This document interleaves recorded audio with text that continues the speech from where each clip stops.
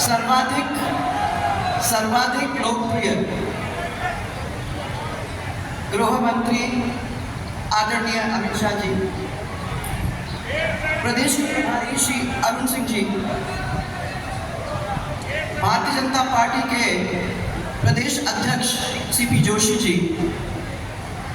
नेता प्रतिपक्ष श्री राजेंद्र राठौड़ जी, केंद्रीय मंत्री श्री अर्जुन जी और श्री गजेंद्र सिंह जी, चुनाव के प्रभारी श्री नितिन पटेल जी और हमारे संगठन महामंत्री श्री चंद्रशेखर जी, सभी सांसद महोदय कनक जी, अर्जुन लाल जी, दिया कुमारी जी, विधायक जी गोपीचंद जी, कैलाश जी, हरेंद्र जी, अमृत जी, जिला इस यात्रा के संयोजक चुन्नीलाल जी, जिला प्रमुख सूर्या जी और भारतीय जनता पार्टी के जिला अध्यक्ष पांड्या जी, और सबसे यहाँ हमारे जनजाति परिवार के सब जो बैठे हुए हैं उनको मैं हाथ जोड़ करके दिल से नमन करना चाहती हूँ। और जो प्यार, जो आशीर्वाद और जो साथ हमेशा दिया है। सबसे पहले तो मैं चाहूँगी कि आप दोनों मुट्ठी बनाइए, दोनों हाथ ऊपर करिए और मेरे साथ बोलिए, निष्कलंक भगवान की, निष्कलंक भगवान की, मावजी महाराज की। मावजी महाराज ने जो चोपड़े जो उनके हैं, उन्होंने अपने चोपड़ों के अंदर एक भविष्यवाणी की थी कि गुजरात के एक व्यक्ति आएंगे जो भक्ति करते हुए दिल्ली पहुंचेंगे और दिल्ली में पहुंच के दिया जलाने का काम करेंगे। आदरणीय प्रधानमंत्री नरेंद्र मोदी जी ने उसको पूरा करने का काम किया है। ऐसे भविष्यवक्ता संत मावजी की इस धरा पर मैं आदरणीय गृह मंत्री अमित शाह जी का हम सब की ओर से, पूरे परिवार की ओर से मैं हाथ जोड़ करके आप लोगों की ओर से स्वागत करती हूँ। ये वही अमित शाह जी हैं जिन्होंने कश्मीर के अंदर धारा 370 लगाकर आतंकवाद को खत्म करने का काम किया।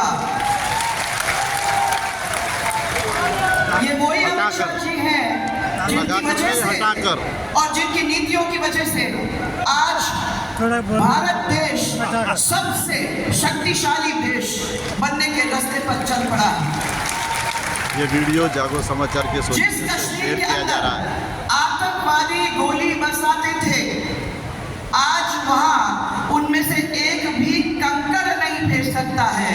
ये आज परिस्थिति उन्होंने बना के रख दी है।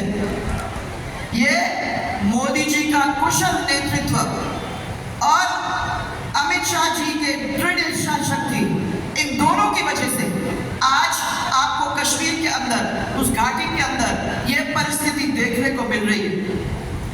मोदी जी ने राम मंदिर का निर्माण किया, कितने सालों से चल रहा था, परंतु वादा किया और उस वादा करके राम मंदिर का निर्माण करने का राह खोल के आज करोड़ों लोग उनकी आस्था का सम्मान करके, और जनवरी के महीने में मुझे बताया जाता है जनवरी के महीने के अंदर उस भव्य राम मंदिर के अंदर हम लोग सब जाकर आराम से दर्शन कर पाएंगे। चाहे वो गरीब कल्याण अन्न, चाहे जनधन, चाहे आयुष्मान, चाहे उज्ज्वला, चाहे किसान सम्मान निधि और चाहे मुद्रा योजना, इन सब के माध्यम से करोड़ों करोड़ों देशवासियों का जीवन बदलने का काम उन्होंने किया है। इस अवसर पर हम सब यहाँ बैठे हुए हैं, बहुत सारे युवा भी हैं। मैं उन युवाओं को बताना चाहूंगी और आप सबको याद दिलाना चाहूंगी कि इसी अवसर पर चंद्रयान 3 चांद के ऊपर पहुंच चुका है। ये भारत की बहुत बड़ी उपलब्धि है। और उसके साथ साथ आदित्य L1 मिशन सफल तरीके से लॉन्च हुआ है और ये हम सब की ओर से माननीय प्रधानमंत्री जी को मैं बधाई देना चाहती हूँ। एक बहुत बड़ी उपलब्धि ये भी हो रही है, जो देश के कोने कोने से 7,500 कलशों में मिट्टी लेकर अमृत कलश यात्रा दिल्ली पहुंचेगी और राष्ट्रीय युद्ध स्मारक के पास एक अमृत वाटिका वहां बनाई जाएगी और ये अमृत वाटिका एक भारत श्रेष्ठ भारत, इसका एक भव्य प्रतीक बनने जा रहा है। लोगों को याद करने का, मैं समझती हूँ कि कभी भी आपको वहाँ दिल्ली जाने का मौका मिलेगा तो वह वहाँ जरूर जाएंगे। इसके लिए आज मैं मोदी जी को भी बहुत सारी शुभकामनाएं देना चाहूँगा। आज ये परिवर्तन यात्रा हम लोग शुरू कर रहे हैं आपके सबके इस क्षेत्र से, इस पवित्र मंदिर के क्षेत्र से और उस जनजाति भाई के क्षेत्र से जिसके लिए उसका स्वाभिमान, उसका सबसे बड़ा धन, वो घास की रोटी खाया था, परंतु उसने अपने स्वाभिमान और ईमान को कभी नहीं बिकने दिया, न तब न अब। और इसके लिए हम सब आपको नमन करते हैं। जिस जनजाति के अंदर जन्म लेने वाली श्रीमती द्रौपदी मुर्मू आज देश के सर्वोच्च पद पर गई है, वहाँ जनजाति ये समुदाय का ही नहीं परंतु महिलाओं का भी, हम सब महिलाओं का मान बढ़ाने का काम जनजाति का तो कर ही रही है, परंतु महिलाओं का भी मान बढ़ाने का काम वो कर रही है। यहाँ के व्यक्ति सच्चे हैं, प्रेमी हैं और मैं इतना ही कहना चाहूंगी कि इन लोगों ने अपने इस अपनत्व के डोर से हमको सबको बांध के इस क्षेत्र के अंदर रखा है। इस क्षेत्र के आशीर्वाद से ही हमने 2003 के अंदर पहली बार एक स्पष्ट और अभूतपूर्व बहुमत लिया था, वो आप लोग सबकी वजह से। और फिर मैं याद दिलाना चाहूंगी कि 2013 के अंदर इसी क्षेत्र के सहयोग की वजह से हम लोगों ने एक ऐतिहासिक जनादेश लिया। ये आप नहीं होते तो हम उस चीज कर नहीं पाते थे। इस क्षेत्र में ध्यान रखने की जरूरत है कि माँ जी महाराज और शिक्षा के लिए जीवन समर्पित करने वाली काली बाई का पैनोरामा बनाने का काम हम लोगों ने किया। इस मानगढ़ धाम में राष्ट्रीय जनजाति संग्रहालय बना, डूंगरपुर में मेडिकल कॉलेज बना, बांसवाड़ा के अंदर गोविंद गुरु का एक यूनिवर्सिटी बना और भीम कौर बटालियन जिसमें हमारे बहुत सारे बच्चों को मौका मिला, ये स्थापना करने का काम हम लोगों ने किया है। करोड़ों रुपए खर्च करके बेणेश्वर धाम का विकास करवाने का काम किया और ये एनीकट जो आप लोगों को सबको दिख रहा है उसको बनाने का काम तब किया। सावला बेणेश्वर का रोड बना और बांसवाड़ा रोड से बेणेश्वर धाम तक सड़क बनी। ये सब लोगों को याद है। 9 अगस्त विश्व जनजाति कल्याण दिवस की घोषणा करके अवकाश देने का हमारे भाइयों को हम लोगों ने इस क्षेत्र के अंदर दिया। लेकिन पूछो भाइयों कि अशोक गहलोत ने अभी तक आप लोगों के लिए क्या किया? जनजाति लोगों का शोषण किया है और इस क्षेत्र के लिए विकास कुछ नहीं, अपने कुछ लोगों का विकास उन्होंने जरूर किया है और आम जनता को गरीबी के गड्ढे के अंदर डाल के रखने का काम उन्होंने किया है। भ्रष्टाचार कहां तक पहुंच गया है। हमारे युवाओं की जिंदगी तहस नहस हो गई है। पेपर लीक की वजह से हमारे कितने बच्चों को जो नौकरी मिल सकती थी नहीं मिली। और वो बाबूलाल कटारिया आप जेल में हैं, वो आप लोग सब अच्छी तरह से जानते हो।